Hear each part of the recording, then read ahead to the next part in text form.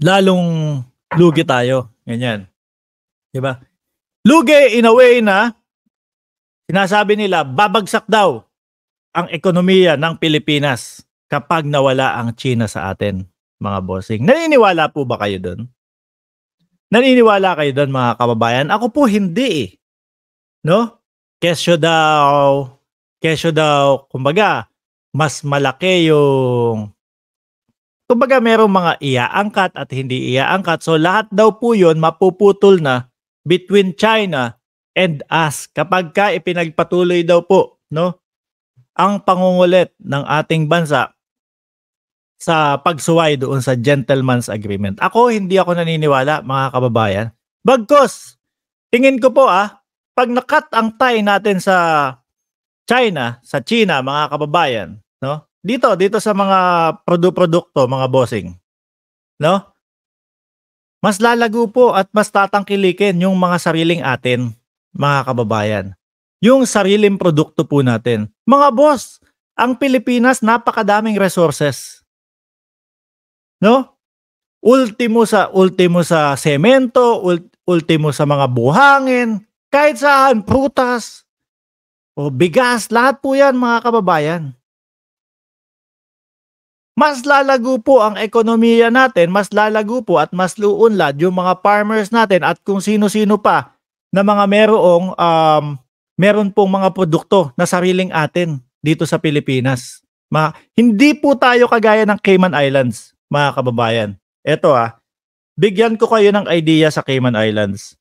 Ang Cayman Islands, kapag nag-cut ng tie kung saan mang mga bansa, no? Wala kaming buhangin doon. Wala kaming mga prutas doon. Wala kaming mga manok doon. Wala kaming mga ultimo po yung mga isda, no? Although kami ay napapaligiran ng dagat, mga kababayan, sa Cayman Islands. Pero yung mga mangingisda po namin doon, hindi naman po yung malalaki talaga eh. Hindi po yung malalaki talaga, mga kababayan. Tayo po dito kompleto ng natural resources. Kahit ano pong hanapin mo, makikita mo sa Pilipinas, mga kababayan. No? Kaya po nalulungkot ako, sinasabi nila na tinatakot nila tayo na pagka nawala ang China sa atin, wala na, cut na lahat yan. Mahihirapan tayo, babagsak ang ekonomiya natin. Ako po bilang yung tipo po bang common sense na lang ang paiiralin. Di po ba? O sige, sabihin na natin, wala itong produkto na to dito sa Pilipinas. Ano po, nandiyan ang Vietnam, nandiyan po yung mga iba't ibang bansa na malapit din po sa Asia. Mga kababayan. No? Baka po, kung sinasabi nila na number 1 exporter, importer ang China, baka po pag tayo ang nawala sa kanila, mga boss, sila ang lugi. Hindi naman natin sasabihin na babagsak ang ekonomiya nila, pero sila ang lugi.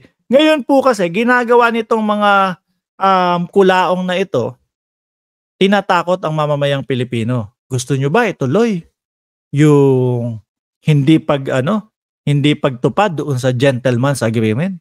Bahala kayo. Babagsak ang ekonomiya natin. Diyos ko po, Lord. Mabuti po, mga kababayan, no?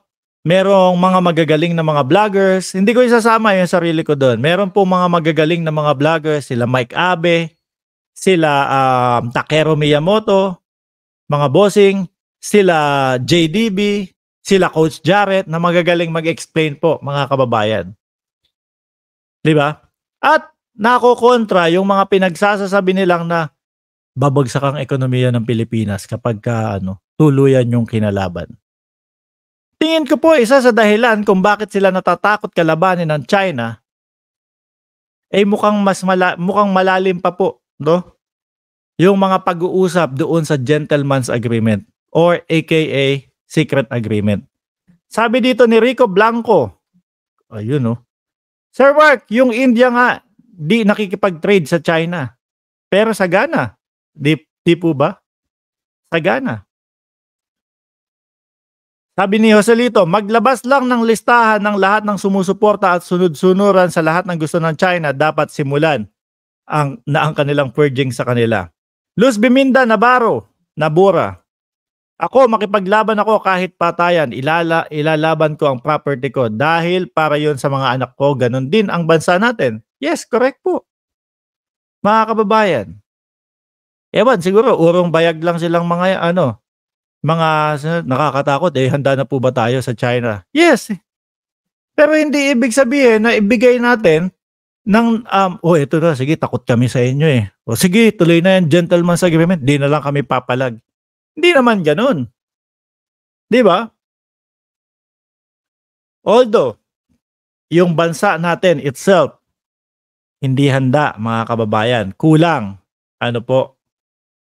Pero may mga naka-back up din po sa atin, no?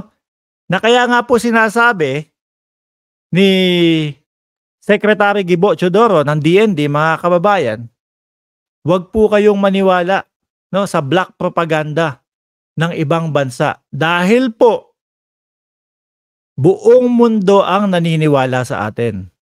Buong mundo po ang pinagtatawanan ng China doon po sa 10-dash line nila. Sila nga din po, sabi pa nga sila nga din po yata natatawa doon sa paano nila napaniwala yung sarili nila sa 10-dash line. Di po ba? Yung mga Indiano, nakikipag-barrilan sila sa border kapag tinetreaten sila ng China.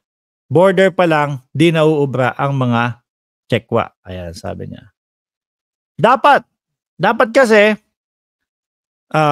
laki ng napakinabang nila sa gentleman's agreement na yan, sabi ni Pin Santos. Sayang yung kanta ng flag ng Pilipinas, hindi lang in-check ang tao sa mundo.